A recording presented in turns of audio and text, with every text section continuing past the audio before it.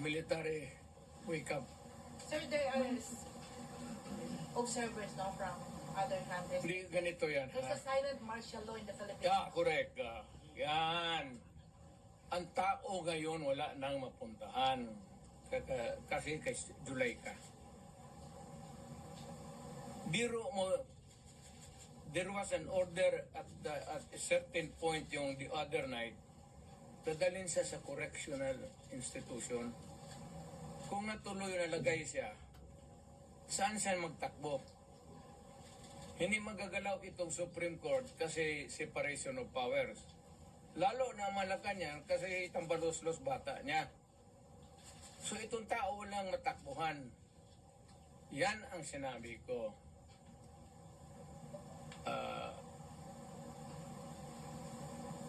There is a fractured governance.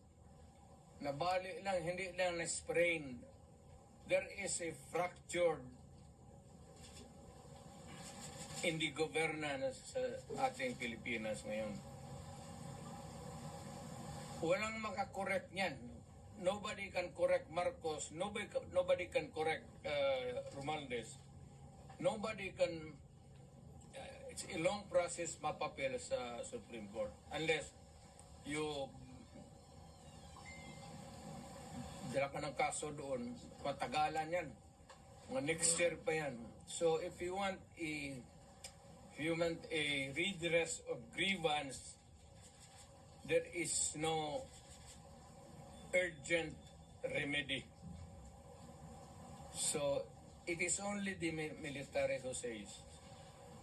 Kaya ang sabihin ko, Presidente ako, nakita ko ang sitwasyon. Kung gano'n rin ang presidente na in face of so many errors there, nagtupak-tupak na ng hanggang nagkaroon ng breakage, is fractured a governance. It is only the military who can correct it. Are you saying a military junta can answer? No. Sinabi ko sa lahat yan, magtanong ka ng sundalo niya, yung mga opisyal dyan, sinabi ng maghunta ka. Sinabi ko lang, it is only the military who can correct it. Now, to answer your question, ibig kong sabihin ang military, well, it's an option sa military. One, they just can sit there sa upuan nila, doon sa bukid, maglinis ng barel. Sabi lang sila na we are not anymore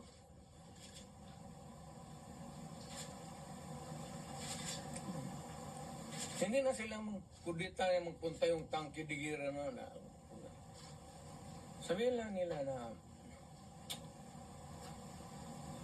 ayaw na namin yung laro ninyo. Out kami dyan. Kasi kung walang military, yung laro nila, wala na.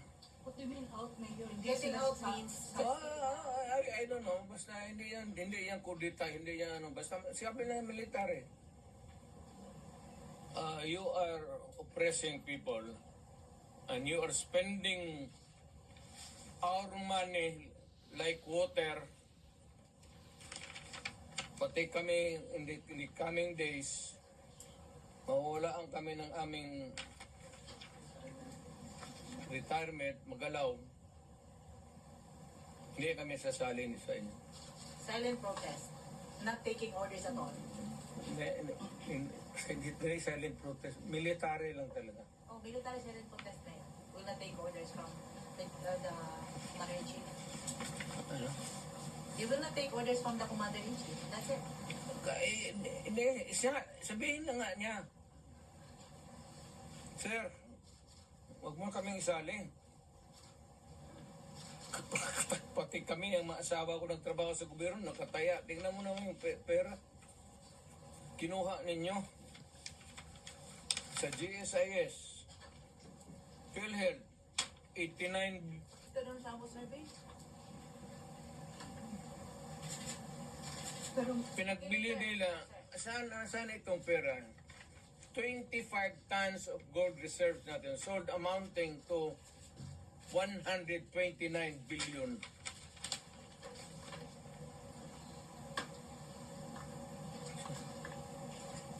At least sa Congress kung may resolution tapos i-bill that would correspond with it, there's an explanation of how the money is going to be spent. Pero ito, paano ito ngayon? Sila na nakaalam nito. Yung Maharlika, sila na nakaalam nito. Walang participation ng people dyan pati ito. So, ganitong 25 tons. Alam ba ng military yan? Hindi sabihin nila, kung wala hindi na kami sasali ng laro ninyo. Pero Mayor, parang gagawin nila? play safe naman ang How do military you describe the military? Do you think si Browner po ay mag-react nito?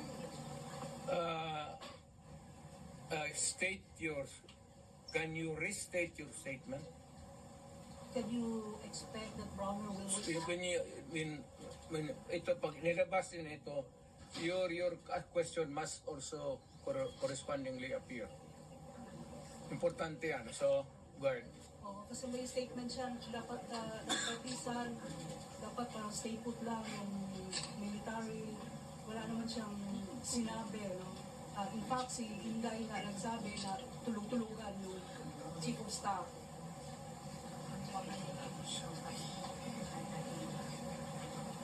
Paano daw makakatulog yung chief of staff? Billion yung nawawala. Matagal na siya natulog. Alam niya yung commander-in-chief niya nagdudruga. Noon pa yan, alam na ng lahat. Baka siya lang ay hindi. Ang mga polis. Kaming taga Davao, alam namin si Lagdameo nagdudruga. Kasi kasama namin siya palagi dito sa diyan kay Pedro. Kaya yung sip-on mag-usap kami, yung sip-on Lagdameo magtulo yan. Hindi niya alam nagtulo yung sip-on niya. Minsan gano'n na lang yan.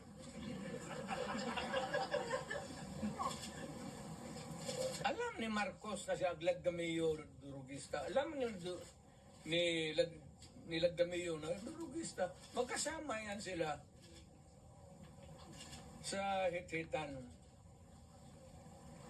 So, another appropriate question would be yung ito with sincerity.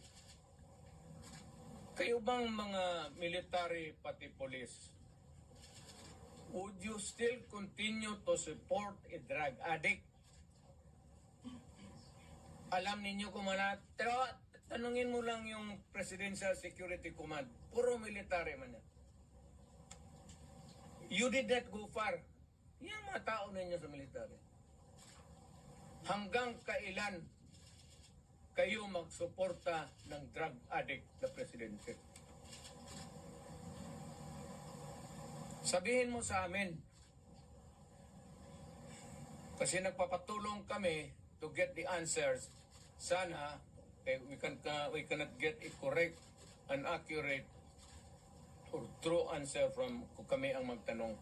Barado kami ngayon eh. So under the constitutional provision of the right to be heard, kailangan sagutin ninyo yan.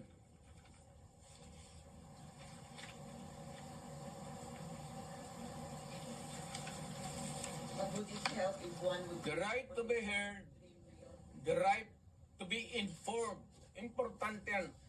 Constitutional provision yan, Mr. General sa military.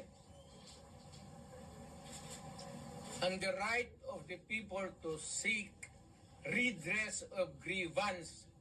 Kayo lang ang makabigay niyan ngayon. the right of information, you protect that right and allow us to use it.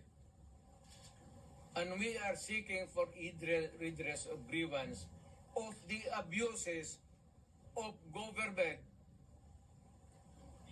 Huwag na lang yung dalawang babae na inaano nila. Karaming sabi, ganun, tantrum. Hysterical yun, hindi yun ano. Eh, kung ikaw may kasama ka na worker mo, nag-delirium na, what are you supposed to do? Ako sa isang tanong naman. Mr. Military, give us a right. The right of information that is true and correct, the right of redress of grievance, and the right to protect us. To be short of challenging Brownay na. To be short of challenging Brownay na. Wala akong tina-challenge. I don't have challenge to anybody. I'm challenged to the military itself. The whole of the military, kasi sila ang supposed to be protector of the Constitution. Now tell me, kung protector sila ng Constitution, are they willing to still protect the president who is a drug addict for another 4 years? At kung sabihin mo hindi nila alam, address sabi ko, wag tayo magbulahan. Alam ninyo yan noon, alam ninyo ngayon yan.